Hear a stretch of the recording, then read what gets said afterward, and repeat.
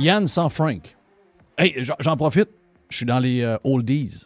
J'en profite parce que je veux avoir ton... comme on faisait dans le temps, je veux avoir ton feeling sur l'économie en général, les chiffres qu'on a. Si je comprends, c'est passager, là, je comprends qu'on est en pleine crise puis ça ne durera pas 5 ans, cette crise-là, là, mais c'est quand même une grosse différence entre les États-Unis et le Canada.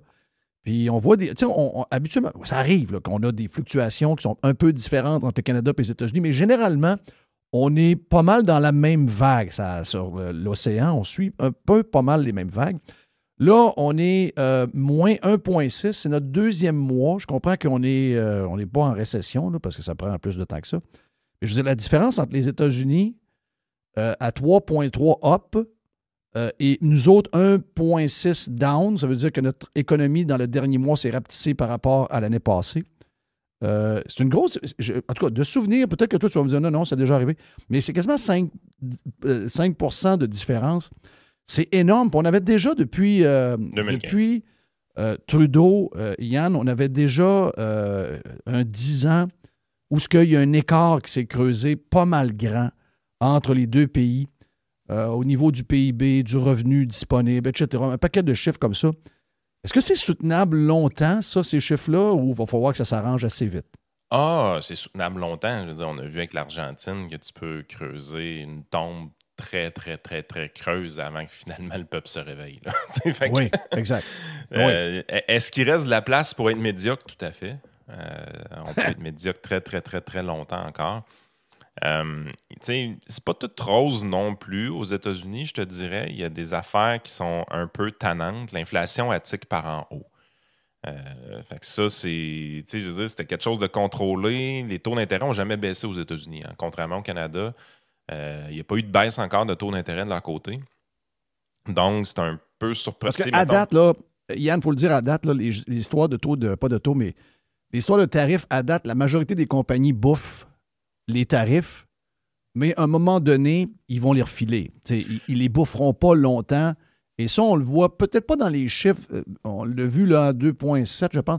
Mais il y a je pense que c'est le PPI, l'autre chiffre qu'il faut regarder. Là. Lui, on le sent qu'il y a quelque chose qui se passe, c'est ça? Hein? Bien, c'est que plusieurs compagnies, dans le fond, les tarifs ont quand même été prévisibles, dans le sens que Trump avait annoncé ses couleurs longtemps d'avance. Fait qu'évidemment, il y a beaucoup d'entreprises qui ont rempli leurs entrepôts à ce moment-là. Oui. Pour s'assurer d'avoir des produits, parce qu'il y a beaucoup de transformations secondaires aux États-Unis. C'est pas juste du primaire ou du tertiaire, il y a quand même beaucoup de transformations secondaires. Fait que tu remplis tes entrepôts, fait que tu règles le problème partiellement, puis tu te dis, si ça dure pas longtemps, je vais être correct. Oui. Fait que c'est probablement ça que plusieurs ont fait, mais il y a une fin à ça éventuellement. Il faut que tu recommences à acheter tes produits de l'externe qui, là, vont être soumis à des tarifs, ou encore que tu changes ton fournisseur. Souvent, c'est ça qui va être fait. Donc, tu sais, si un tarif de 25 % sur tel produit qui sert dans la transformation de ce que tu fais, ben ça ne veut pas dire que le prix de ce produit-là augmente de 25 %. Peut-être qu'il va juste augmenter de 8 %. C'est juste que tu vas arrêter d'utiliser un fournisseur qui est dans un pays tarifé, puis tu vas prendre un pays qui est non tarifé ou peu tarifé, ou tu vas le faire à la maison carrément. Là. Fait que ces ajustements-là dans la chaîne de production, dans la chaîne de distribution, sont en train de se faire. Ils font augmenter l'inflation, le core inflation, présentement, dans une zone qui commence à être tannante un peu. Et c'est la raison, en fait, pourquoi la Fed ne voulait pas baisser ses taux d'intérêt depuis longtemps. Il disait on n'a pas les effets encore pleinement des tarifs qui sont dans l'économie. Puis là, on parlait de peut-être une baisse d'intérêt en septembre, quelque chose. Il y avait des probabilités que ça se fasse. Mais là, c'est ça qui est remis un peu en question. Là. Est-ce qu'on va être capable de le faire ou l'inflation va se pointer le nez? L'inflation, par contre, des tarifs, c'est pas une inflation qui est si persistante que ça. Pourquoi? Parce que les tarifs, c'est one-shot deal. Donc, dans une année, on implante les tarifs, mais je veux dire, on n'implantera pas, on doublera pas les tarifs l'année prochaine. Oui, c'est ça. On va prendre notre intérêt d'aller avec le taux qu'il y a et le prix que ça coûte. Fait que d'un côté, la Fed va dire on n'a pas la pleine mesure de l'inflation à cause que les tarifs commencent, un phénomène comme on disait, les entreprises commencent juste à s'en servir des nouveaux tarifs ou des nouveaux fournisseurs qui ont dû prendre à cause des tarifs. De l'autre côté, par contre, je veux dire, d'un coup, ces ajustements-là sont faits, ben, tu n'auras pas d'autres nouveaux ajustements dans un an à faire. Ça va être fait.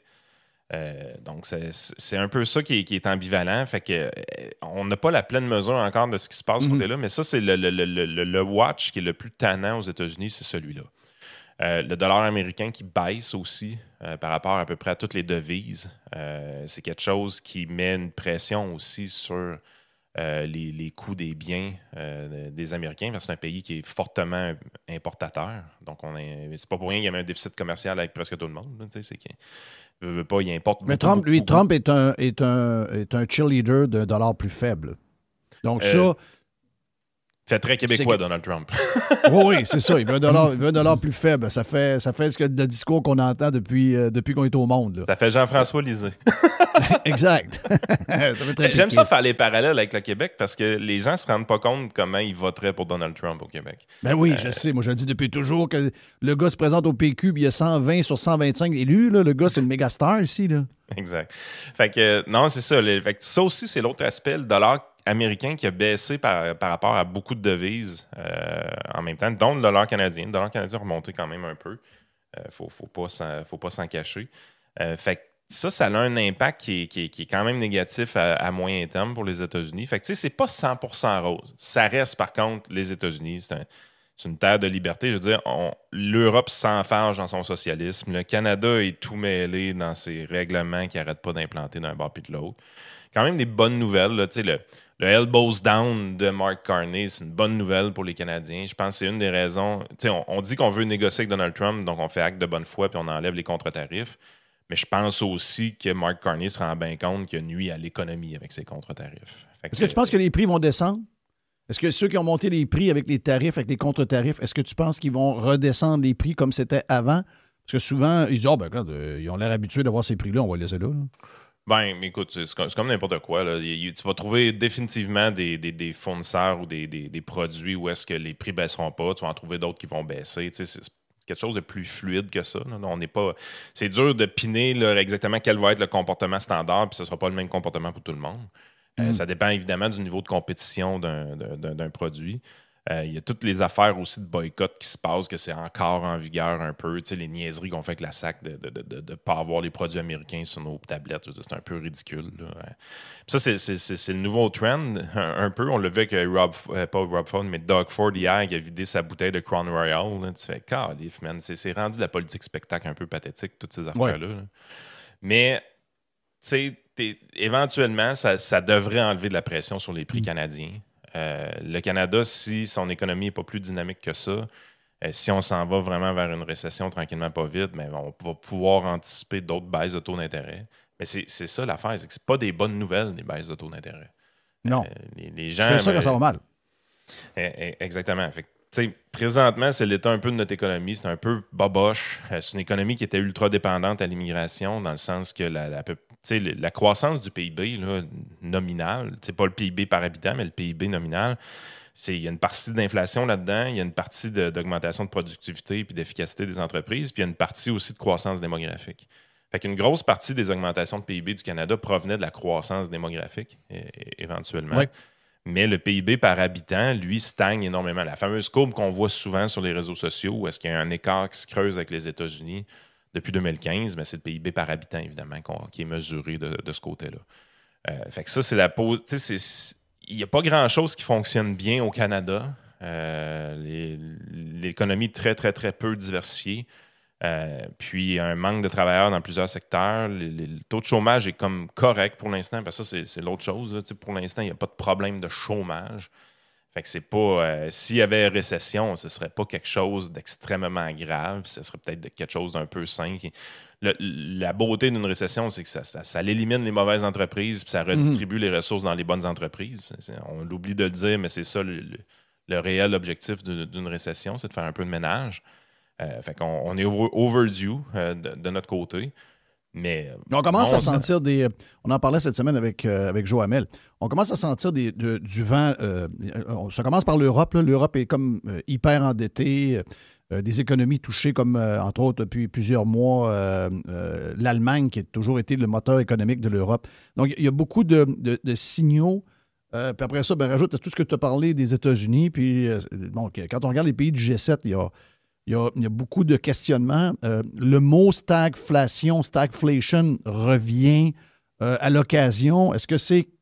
Puis ça, ben, c'est probablement le pire mot qu'on peut entendre parce que ça implique beaucoup de choses. Est-ce que c'est quelque chose que, mettons, en tant que gars de finance qui regarde les portefeuilles de tes clients, ces affaires-là, c'est-tu quelque chose que tu regardes ou c'est des buzzwords qu'on lance de temps en temps juste pour essayer de... C'est des buzzwords. La stagflation est toujours quelque chose qui fait peur au monde, mais elle arrive quand même très peu souvent. Mais il y a une chose qui est sûre, le ralentissement en Occident est clair, net et précis. Puis ce ralentissement-là est auto-infligé. Ça vient beaucoup d'une surréglementation, ça vient d'une omniprésence des politiciens, d'une baisse du goût d'entreprendre pour les petits entrepreneurs. Fait que, tu sais, puis des hausses de taxation, évidemment, qui sont absolument pas à oublier dans toute cette histoire-là. Fait que, tu sais, c'est pas comme si le problème était vraiment difficile à régler pour vrai. Au niveau du gouvernement fédéral, si tu arrives, tu regardes ça, Mark Carney dit « Ouais, l'économie va pas bien, qu'est-ce que je pourrais faire? » Ben, il y a un seul mot qui peut régler le problème. Ça s'appelle déréglementation.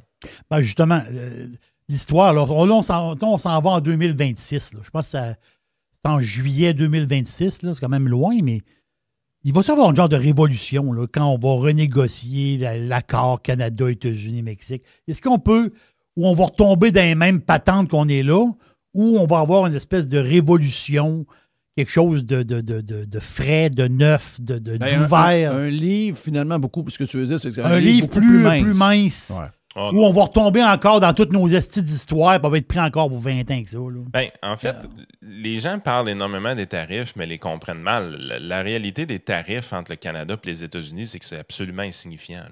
35 %, oui, mais ça s'applique sur combien de biens et services présentement? Pas grand-chose. Ben, les contre-tarifs, on ne respectait pas l'entente de... Je ne me rappelle jamais du nom, là, mais il y avait des choses qui étaient prévues dans l'entente qui ont été quand même tarifées, mais les États-Unis ne tarifent pas les choses qui sont dans l'entente. Donc, il reste un peu de stock, là. On a été belligérants. C'est la raison pourquoi Carney finit par les enlever assez rapidement, je pense. C'est pas juste que tu veux te faire une peau neuve pour la négociation avec Donald Trump, c'est qu'on respectait pas l'entente. À un moment donné, ces ententes-là, il y a des conséquences là-dedans. C'est ça. Tu as une signature, tu as une valeur. Sinon, c'est une société de droit. Là. À un moment donné, il faut que tu respectes les ententes que tu as signées. Exact. Puis toutes les fois que Donald Trump a impliqué des tarifs virulent envers le Canada ou le Mexique, mais finalement, tu te rends compte que ça ne s'est pas vraiment appliqué. Fait que là, officiellement, Donald Trump, il est passé de 25 à 35 % pour le Canadien, pour les Canadiens, mais en petit caractère sur les biens qui sont en dehors de l'entente. Parce que Trump va bien chialer sur nos produits d'agriculture et tout ça, mais il y a aussi des biens à l'intérieur de leur entente qui sont protégés de leur côté également.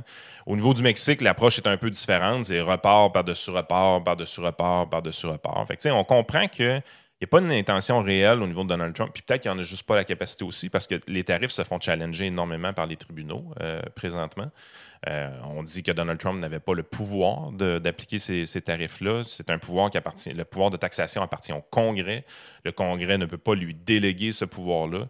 Trump, pour arriver à ses fins, a utilisé des lois d'urgence, un peu comme pendant la pandémie. Il utilise des lois d'urgence pour arriver à ses fins, mais des lois d'urgence, il faut que tu démontres une urgence qui est vraie, qui est réelle.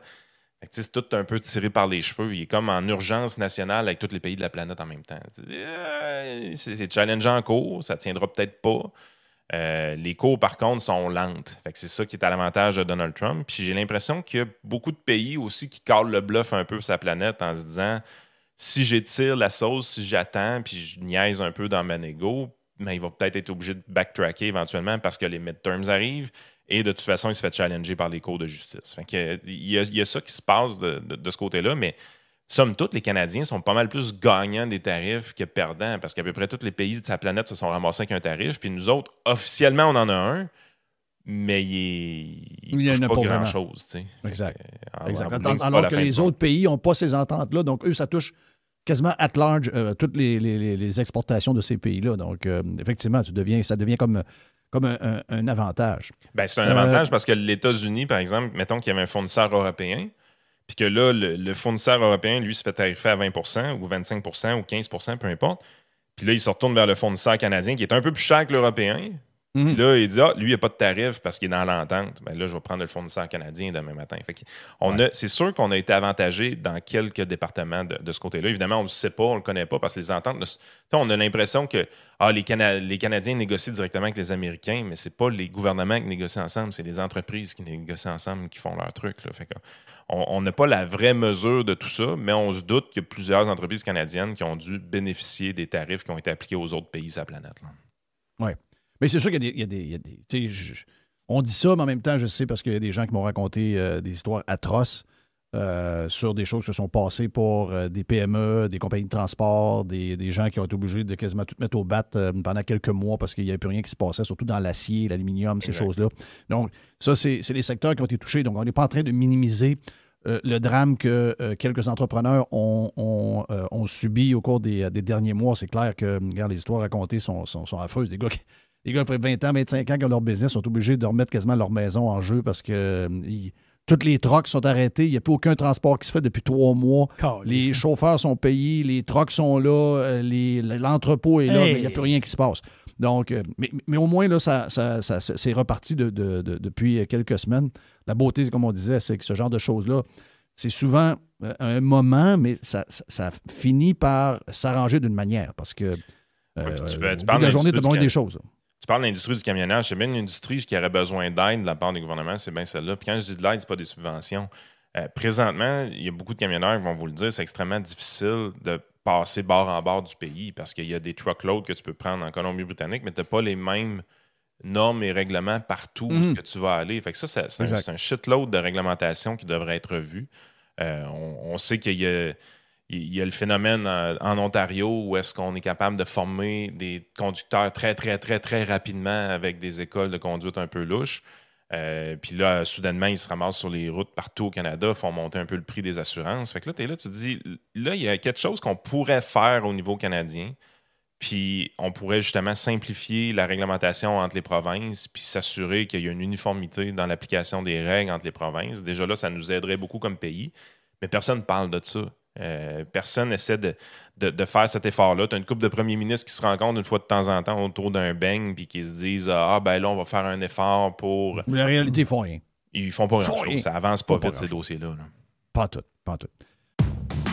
Hey, on a un gros 45 minutes total sur la version Prime avec notre chum Yann Sénéchal. Donc, si vous en voulez plus, allez vous abonner sur radiopirate.com. Vous savez la recette.